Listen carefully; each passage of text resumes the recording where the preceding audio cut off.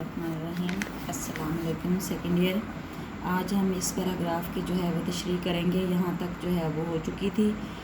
سر سید کے بعد ان کے رفقا نے ان کا شاندار کام جاری رکھا، یعنی یہاں تک جو ہے وہ سر سید احمد کی کاوشیں جو ہیں ان کا ذکر ہو رہا تھا، اور ان کی وفات کے بعد اب ان کے جو رفقا، رفیق کی جمع ہے جس کا مطلب ہوتا ہے دوست عزیز، جو ہے وہ کہہ رہے ہیں کہ ان کے جانے کے بعد ان کا کام رکا نہیں، بلکہ جو انہوں نے شمع جلائی تھی وہ شمع جو ہے ان کے دوستوں نے، ان کے ساتھیوں نے کیا کیا، اس کو جاری اور ساری رکھا۔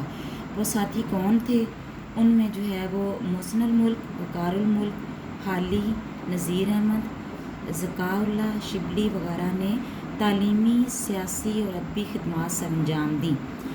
یہ وہ نام ہیں جو سر سید کے بہت قریبی لوگ تھے، اور ان میں جو ہے وہ کہہ رہے ہیں ان میں سے کچھ جو ہے وہ سیاسی تھے جنہوں نے سیاست کے میدان میں ان کے کام کو جاری رکھا، اور کچھ نے ادبی جو ہے وہ خدمات میں ان کے کام کو جاری رکھا، اور کچھ نے تعلیمی میدان میں ان کا جو ہے وہ کام اس کو آگے بڑھایا۔ اور محسن الملک نے علی گڑھ کالج کو ترقی دی۔ کہہ رہے ہیں کہ انہوں نے یہ جو تعلیمی سلسلہ تھا، محسن الملک نے، اب باری باری ان سب کا جو ہے وہ بتا رہے ہیں۔ سب سے پہلے محسن الملک کا کہا تھا ان کی کیا خدمات تھیں۔ انہوں نے علی گڑھ کالج جو ہے اس کو جو ہے وہ کیا سنبھالا، اور اس کی ترقی اور بہتری کے لیے جو ہے وہ کام کیا۔ اس کے بعد کہہ رہے ہیں وقار الملک۔ وقار الملک ایک سیاسی جماعت کی تشکیل میں معاون ثابت ہوئے۔ اب یہ سیاسی جماعت جو ہے یہ کون سی ہے؟ یہ جماعت ہے مسلم لیگ۔ 1906 میں جو ہے وہ مسلم لیگ کی جو ہے وہ بنیاد رکھی گئی، اور وہ بنیاد جو ہے وہ رکھنے والے نواب جو ہیں وہ کون ہیں؟ وقار الملک ہیں۔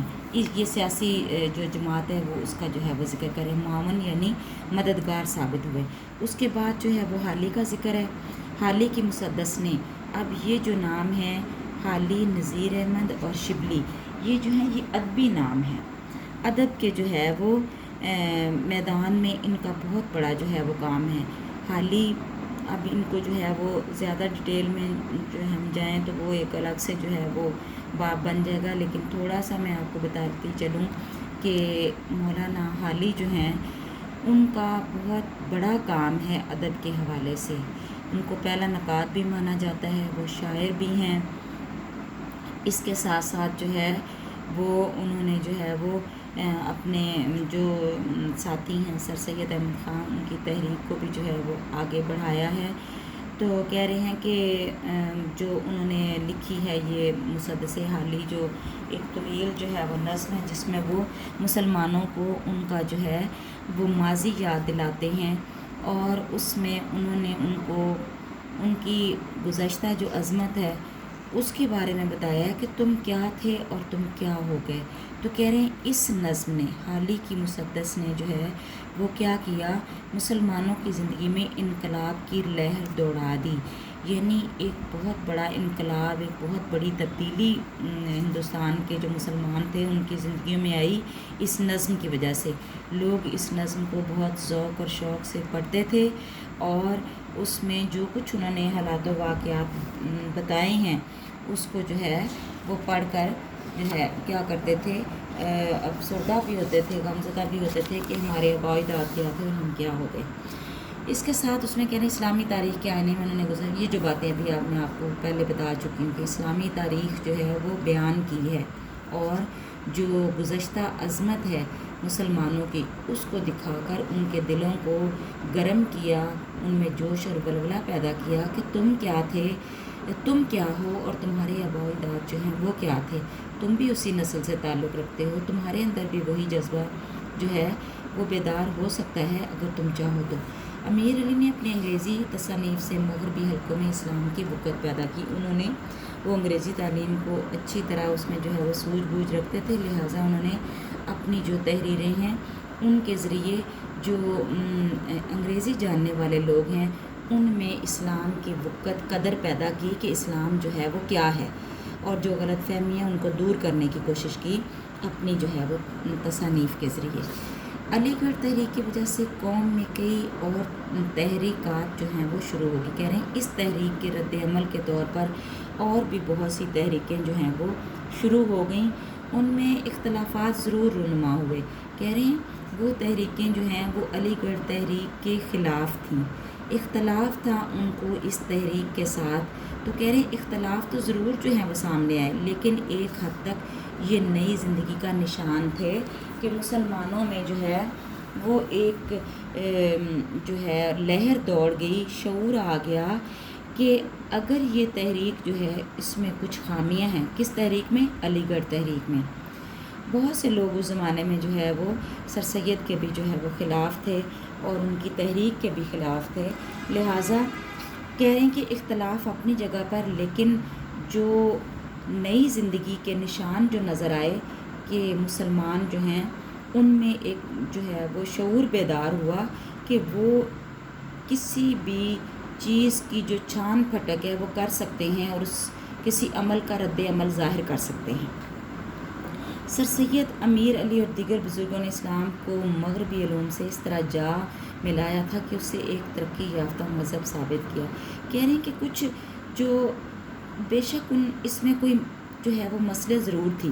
سر سید کی جو تحریک تھی، ان کا جو منشور تھا، یا انہوں نے انگریز کے ساتھ جو حالات جو ہیں وہ اچھے یا تعلقات اچھے بنانے کی جو کوشش کی، اس میں کسی حد تک ہو سکتا ہے کچھ خرابی جو ہے وہ موجود ہو، لیکن اس کا فائدہ بھی مسلمانوں کو بہت زیادہ ہوا. تو کہہ رہے ہیں کہ انہوں نے اسلامی جو تعلیم تھی، اسلام کو وہ کیا کیا تھا، وہ مغربی علوم کے ساتھ گڑبڑ کر دیا تھا ان دونوں نے، سر سید نے اور امیر علی نے. لیکن اس جدید علم الکلام کے رد عمل کے طور پر بعض اور مذہبی مسائل بروئے کار آئیں، یعنی اس کا رد عمل شروع ہو گیا. مسلمانوں میں فہم و فراست کی جو ہے وہ ایک کیفیت پیدا ہوئی کہ یہ جو کچھ اس تحریک میں خامیاں ہیں ان کا کوئی سد باب ہونا چاہیے، اس کا کوئی حل جو ہے وہ ہونا چاہیے. تو کہہ رہے ہیں اس جدید علم الکلام، اب جو ہے وہ علم الکلام جو ہے وہ کیا ہے؟ علم الکلام جو ہے وہ یعنی جو جدید علوم تھے کہ کسی بھی چیز کو عقل کی بنیاد اور دلیل کی بنیاد پر پرکھنا جو ہے وہ جدید علم الکلام ہے. اور بعض لوگ جو ہیں وہ ان کی تحریک کو جو ہے وہ عقلیت کی تحریک بھی کہتے تھے کہ وہ ہر چیز کو عقل کے دائرے میں رکھ کر پرکھتے ہیں اور ہر چیز کا فائدہ سوچتے ہیں، یہ نہیں دیکھتے کہ اس کا نقصان جو ہے وہ دوسری طرف کتنا ہے، یعنی سر سید کے حوالے سے. تو کہہ رہے ہیں یہ جو دلیل کے طور پر چیزوں کو ثابت کرنا تھا، قائم کرنا تھا اور چیزوں کی اہمیت واضح کرنی تھی، اس کے مقابلے میں کیا ہوئیں؟ مذہبی مسائل جو ہے یعنی مذہبی کوششیں جو ہیں وہ بروئے کار آئیں، سامنے آئیں کہ ہم نے جو ہے وہ مذہب کو دیکھنا ہے کہ اس کا کیا طریقہ کار ہے. یہ نہیں کہ مذہب کو جو ہے وہ چھوڑ کر صرف جدید علوم کی طرف جو ہے وہ ہم راغب ہو جائیں، چاہے اس میں ہمارا مذہب جو ہے اس پہ کوئی زد پڑتی ہے یا اس پہ کوئی جو ہے وہ کسی قسم کی کیا کہہ لیں کہ کوئی خرابی پیدا ہوتی ہے تو کوئی بات نہیں. کہتے ہیں اس تحریک کے مقابلے میں لوگوں میں شعور بیدار ہوا اور انہوں نے جو مذہب میں وہ جدید علوم کو شامل کر رہے تھے اور عقل کی بنا پر ہر چیز کو پرکھ رہے تھے، اس کا مقابلہ کرنے کے لیے کچھ چیزیں جو ہیں وہ سامنے آئی اور لوگوں نے اس کے لیے کوششیں کرنا شروع کر دیں. اور کوشش اس کا جو رد عمل ہے وہ شبلی نے لکھنؤ میں ندوۃ العلماء قائم کیا. یہ دیکھیں رد عمل جو ہے وہ یہ ہوا ہے کہ ندوۃ العلماء جو ہے وہ کیا ہے، وہ ایک ادارہ جو ہے وہ اس کا رد عمل ہے علی گڑھ تحریک کا. یہ اب ادارہ جو ہے اس کے بارے میں آپ کو بتاتے چلوں، یہ بہت جو ہے وہ اہم چیز ہے. کہہ رہے ہیں ندوۃ العلماء کی بنیاد جو ہے وہ کیا ہے، کس نے رکھی تھی؟ شبلی نعمانی نے اس کو قائم کیا. کب؟ 1894 میں لکھنؤ میں اس کی جو ہے وہ بنیاد رکھی. اور اس ادارے کا مقصد کیا تھا؟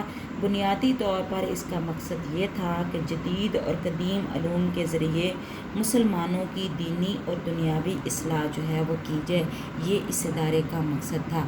دیوبند میں علماء نے قدیم طرز کی درسگاہ بنا کر ملک میں قدیم اسلامی علوم کے چراغ روشن کیے۔ اسی طرح یہ جو دیوبند کی تحریک ہے یہ بھی اسی دور میں جو ہے وہ متعارف ہوئی، اور ان علماء کرام نے جو ہے اس لیے یہ ادارہ بنایا کہ یہاں پہ جو قدیم طرز ہے، جو ہمارا اسلامی طور طریقہ ہے، اس کی ایک جو ہے وہ درسگاہ بنائی، ایک ادارہ بنایا، تاکہ ہندوستان میں جو قدیم ہمارا اسلامی طور طریقہ ہے اس کو قائم رکھا جائے، اور اس کو جو ہے وہ کیا کیا جائے، اس کا چراغ جو ہے وہ روشن رکھا جائے۔ ایسا نہ ہو کہ علی گڑھ تحریک جو ہے وہ اس قدر حاوی ہو جائے کہ جس سے ہمارا دین جو ہے اس کی اصل جو روح ہے وہ کیا ہو، وہ ختم ہو جائے اور وہ مدغم ہو جائے جدید علوم میں۔